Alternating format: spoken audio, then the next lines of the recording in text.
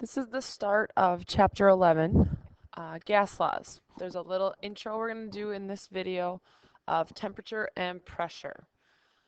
Temperature, we normally think of as just how hot or cold something is.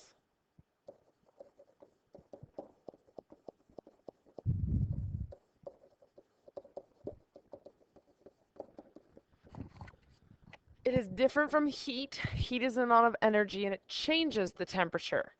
Its actual scientific definition is the average kinetic energy of particles.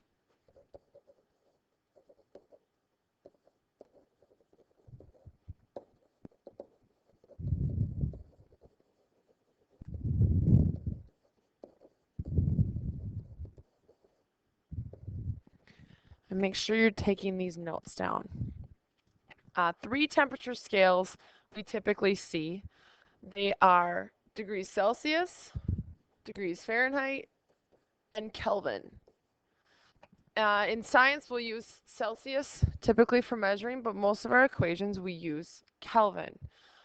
Some comparison temperatures. We'll put one on the top for each one. Let's do the boiling point of water. In Celsius, it's 100 degrees. In Fahrenheit, it's 212.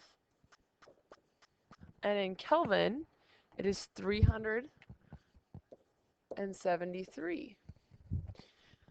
The freezing point of water is another one we can put on here. This won't be drawn very well to scale.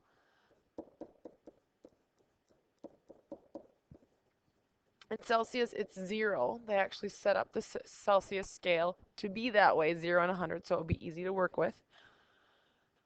The Fahrenheit scale, it's 32. And the Kelvin scale is 273. And there's one more temperature we're going to put on here to compare, and it's going to be at the very bottom of each one. And this is absolute 0.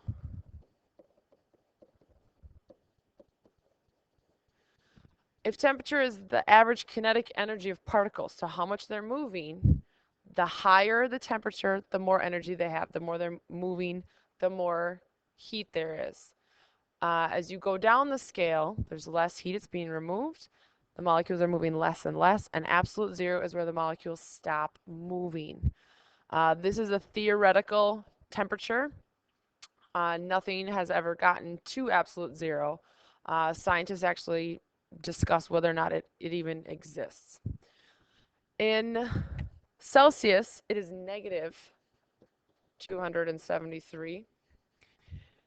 In Fahrenheit, it's about negative 460. And in Kelvin, it is actually 0. So Kelvin is the scale where it's set up, whereas absolute 0 is 0 going up. So Kelvin has no negative temperatures. Celsius and Fahrenheit do. We will not be using Fahrenheit in here. I just wanted to give you an example of what we typically see. But Kelvin and Celsius, if you notice, the range from absolute 0 to the freezing point of water is 273 degrees. That's the difference. It's the same for Kelvin. So that means if you go up 1 degree Celsius, you go up 1 degree Kelvin. So when you're converting between them, since the degrees are the same amount, if you were trying to find Kelvin, you would take your degrees Celsius. If you notice, degrees Celsius for absolute 0 is negative 273. Kelvin is 0. You would have to add 273. If you were going the opposite way, trying to find degrees Celsius, you would take your Kelvin temperature, like 0, and you would subtract 273. The way I always remember if I need to add or subtract is I can remember Kelvin is never 0. So Kelvin temperature will always be higher than a Celsius temperature. On to pressure.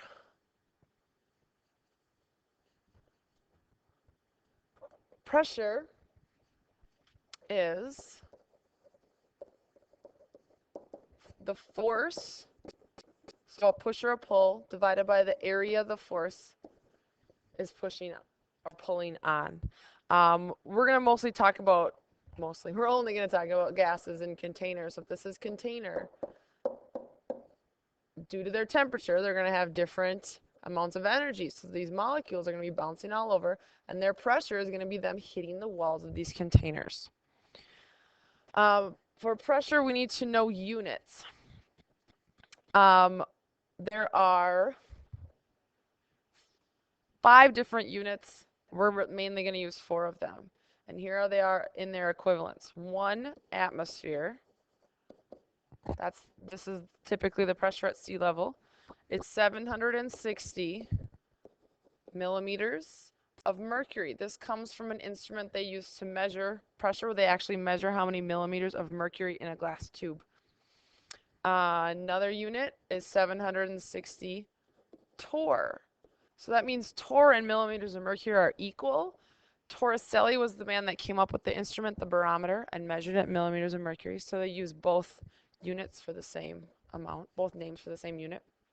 Another one you will come across is 101.3 kPa, which stands for kilopascals. And you should be able to remember that number fairly easily. The last one is the number we use in the US, which we will use the least, 14.69 psi. If you ever check the pressure on your tire, it is measured in psi. You should be able to convert from any one pressure unit to any other pressure unit using these equivalences. One last thing with temperature and pressure. We talked about this before. Standard temperature and pressure. If you remember, we abbreviate this STP. The standard temperature is 0 degrees Celsius, which means it is 273 Kelvin, while the standard pressure are all the ones I just wrote above. So 1 atmosphere, or 760 millimeters of mercury, torr, 101.3 kPa.